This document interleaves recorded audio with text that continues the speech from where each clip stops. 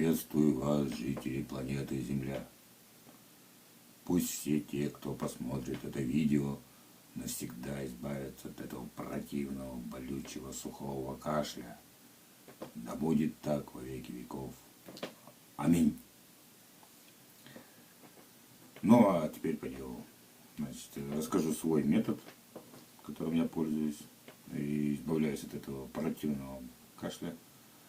Кстати, пробовал мед всяких видов, не помогает. Ни от чего вообще. Сколько бы я его не пробовал, такое ощущение, что абсолютно бесполезный продукт. Просто сладкая, вкусная субстанция и все. Вот. Кто-то, может быть, скажет: мальчик, а ты где мед брал? На пчелоферме. Ну, это шутки шутками. Как бы, может, кто-то знает, как это все, кому-то что-то помог. Но я вот использую простую русскую ягоду, малиновое варенье. Способ применения наиболее эффективный, на мой взгляд. Просто в прикуску. И горячим чаем. Запивайте. Так КПД выше.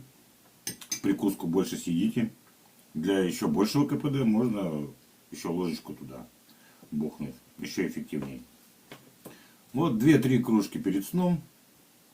И все. Утром я встаю, и у меня уже сухой кашель переходит в мокроту. Уже без боли, в бошку не отдает, легкие не разрывает. Пошел утром, отхаркнул и все.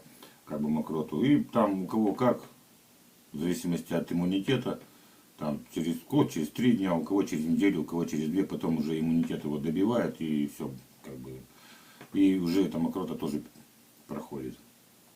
Вот такой метод работы 100%. Кстати, да, забыл сказать, что если пьете чай с малиной, то на улицу на холод не выходите, и пока у вас температура, тоже не принимайте. С малиной чай пить нежелательно. Вот только температура спала, и все, сразу как раз начинается вот этот противный сухой вредный кашель, болючий.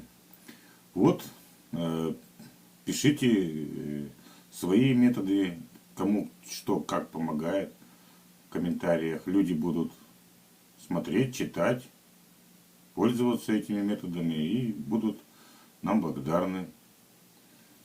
Все, всем пока, крепкого здоровья.